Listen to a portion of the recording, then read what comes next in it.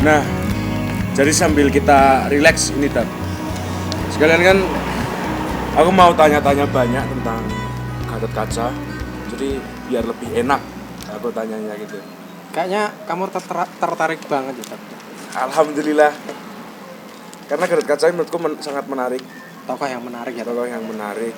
Mungkin sebenarnya siapa sih orang tua, ayah, ibu, kakek dan keluarga-keluarga dari Gatot Kaca? Tokoh Gatot Kaca ya, Tab. Gatot Kaca itu mempunyai ibu, Tab, bernama Dewi Arimbi. Dewi Arimbi. Terus ayahnya bernama Raden Werkudara atau Bima. Bima. Terus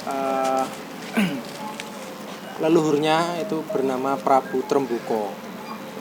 Ya, itu leluhur di negara atau biasanya disebut Kesatrian Pringgondani. Kesatrian Pringgondani. Kerajaan Pringgondani. Itu dari ayah atau ibu? Itu dari darah ibu. Dari Arimbi. Terus mempunyai ayah Prabu Trembuko. Itu dari segi keluarga. Dari segi keluarga garis ibu. Terus dari garis ayah. Garis ayah. Dari garis ayah keluarganya bapaknya Werkudara.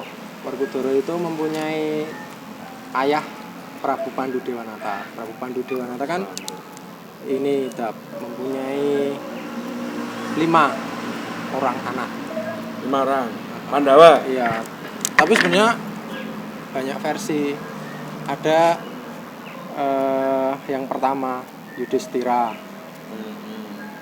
Atau biasa dikenal dengan Pandawa 5. Terus yang kedua Bima Werkudara. Terus yang ketiga Janaka, Nakula, Sadewa. Cuma ada versi lain yang menyebutkan Yudhistira itu adalah anak dari Sang Hyang Dharma. Bima itu anak dari Dewa Bayu. Harjuna atau Janaka itu anak dari Dewa Indra. Nakula Sadewa itu adalah Dewa Pinten dan Dewa tak ralat. Jadi santai. Iya. Jadi kalau Nakula Sadewa itu Bathara Aswan dan Aswin itu adalah dewa kembar. Tapi itu juga nggak salah karena ada versi yang menceritakan anak Pandu sama anaknya dewa, titisan dewa. Gitu tak? Sepertinya cukup menarik tapi mungkin bisa dibahas di lain. Iya, karena saya tanyakan di warung waktu. Karena kan kayaknya kamu tertarik dengan Gatot Kaca dulu. Gatot Kaca. Ini mungkin riwayat hidup dari Gatot Kaca lahir sampai meninggal terus selama hidupnya itu pernah mengalami peristiwa-peristiwa besar seperti apa yang dialami Gatot Kaca mungkin. Jadi gini Tab, menurut referensi aku, jadi Gatot Kaca waktu lahir itu tali pusarnya itu susah banget untuk diputus. Biasanya kalau bayi itu kan harus diputus itu tali pusarnya. Nanti Gatot Kaca bayi super, jadi sulit untuk dipotong tali pusarnya. Pada waktu itu ada senjata yang bisa memotong tali pusarnya Gatot Kaca, yaitu bukan. Kalau gunting pasti guntingnya itu silet. Apalagi silet. Enggak bakal bisa memotong tali pusarnya Gatot Kaca. Tapi katanya otot kawat tulang besi. Iya. Tapi kok bisa dipotong? Nah, itu kan harusnya dewa memberikan menganugerahkan yang namanya busur Kunto Wijayandanu itu kepada Arjuna, penengah Pandawa. Tapi berhubung sewaktu muda ada yang hampir mirip seperti Raden Harjuna yaitu Suryatmojo. Lah dewa salah kasih senjata itu kepada Suryatmojo. Sambil diminum, Bro. Terus setelah itu terjadi, akhirnya kan senjata Kunta ini jadi rebutan antara Arjuna sama Suryatmojo. Rebutan, akhirnya Arjuna cuma dapat sarung Kuntanya. Sarung gajah duduk. Bukan sarung Kunto. Sarung Kunta. Terus yang dapat busur panah senjata Kuntanya Suryatmojo, yang besok itu Riyadmaja. dikenal dengan Adipati Karna. Adipati Karna. Raja Ngawonggo. Yang besok pas perang Bharatayuda itu jadi musuhnya Gatotkaca. Lah, itu akhirnya dipotong tali pusarnya Raden Gatotkaca itu menggunakan sarung senjata kunta. Keajaibannya, sarungnya itu ikut masuk ke dalam pusarnya Raden Gatotkaca, gitu loh. Dan itu ada relevansinya. Meskipun itu tadi pertanyaan kamu, otot kawat balung besi ya. Tapi ternyata seampuh-ampuhnya orang, dia pasti punya kelemahan. Dan sehebat-hebatnya orang, dia pasti juga ada kekurangan. Mungkin literasi dari banyak orang, Gatotkaca otot kawat balung besi kok bisa mati. Cuman kan ada itu ternyata. Semua orang ada relevansinya.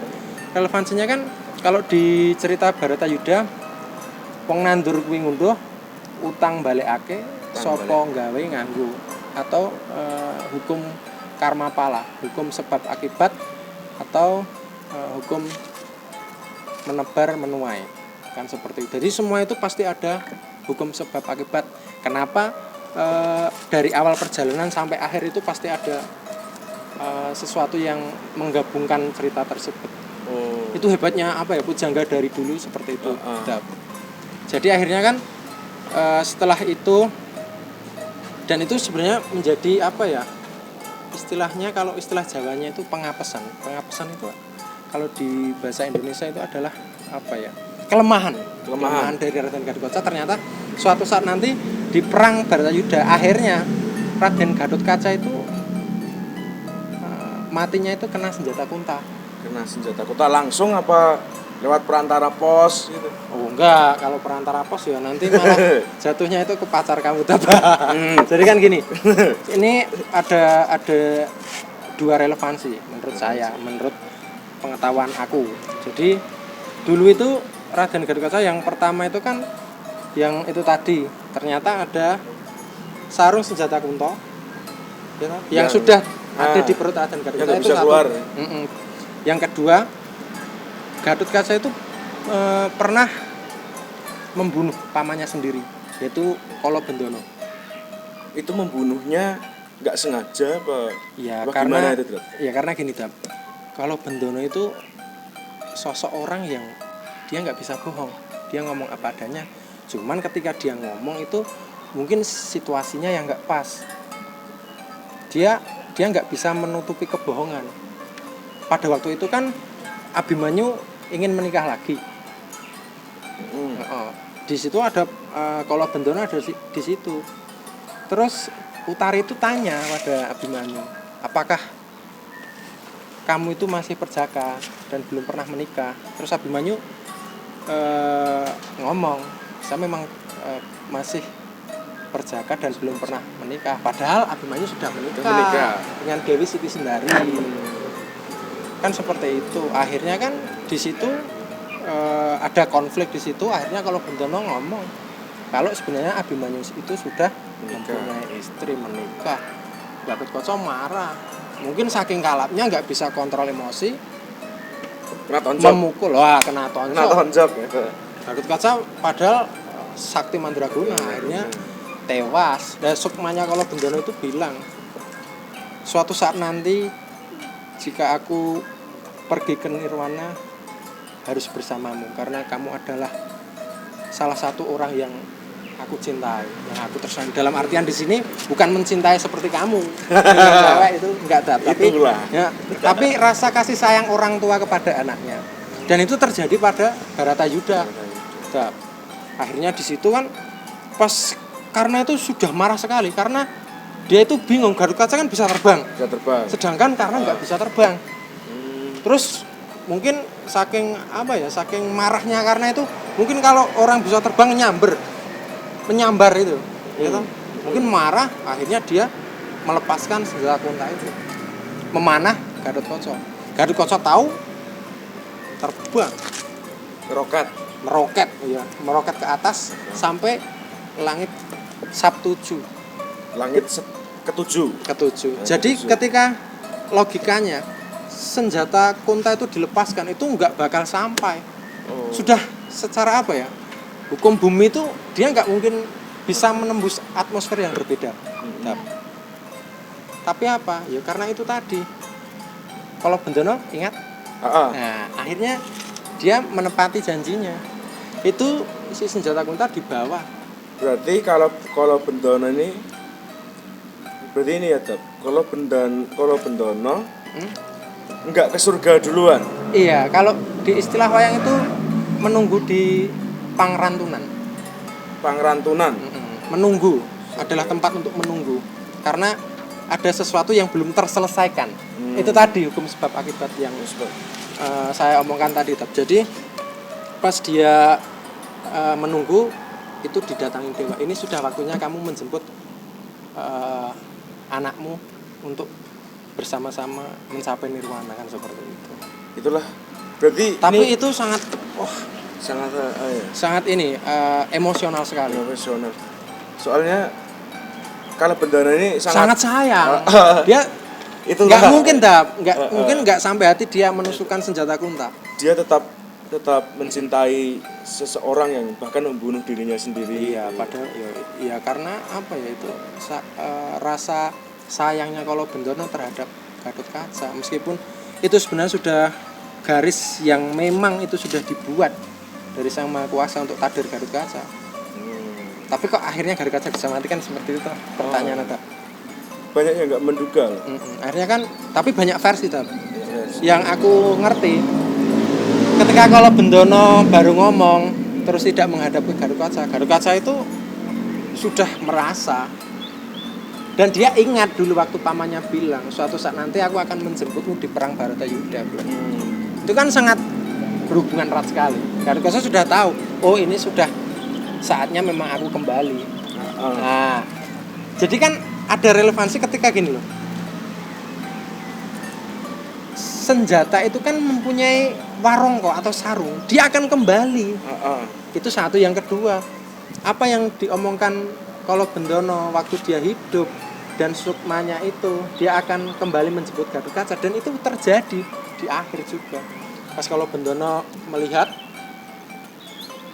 tidak memperhatikan Gatotkaca, akhirnya Gatotkaca kan tahu pamannya itu bawa senjata kunto. Itu ditarik Gatotkaca. Kayak bunuh diri gitu. Mengunus enggak, sebenarnya enggak. Kalau kesatria enggak bunuh diri sih, cuman dia menempati dharmanya sebagai seorang kesatria. Itu. Iya, dia mengucapkan dan dia bertanggung jawab atas apa yang dia lakukan dulu pada pamannya. Kalau bunuh diri memang dia menyerah dan dia tidak punya pilihan lain. Seperti mungkin itu dulu dari cerita Gatotkaca. Karena akan melebar. Sudah sangat cukup membantu. Ini jadi kan kamu paham banget ini Gatotkaca itu siapa, semua dari lahir, riwayatnya dari lahir sampai meninggalnya kenapa. Mungkin bisa nggak kamu mainin Gatotkaca ya? Kamu mainin terserah, mau perang mau kayak gitu. Terus di ending solo. Minum dulu Tap. Oke.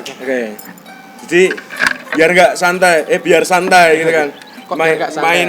Main wayang kan biar ada tenaganya tambah kuat. Karena main wayang walaupun cuma kayak megang wayang juga harus ada tenaga. Harus ada energi. Energi perasaan apalagi.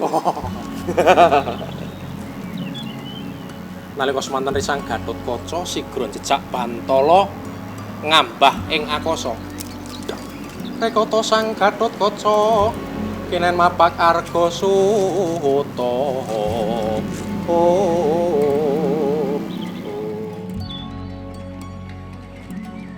Milenial boleh, Jawa tetap oke. Masuk Dap. Tasik.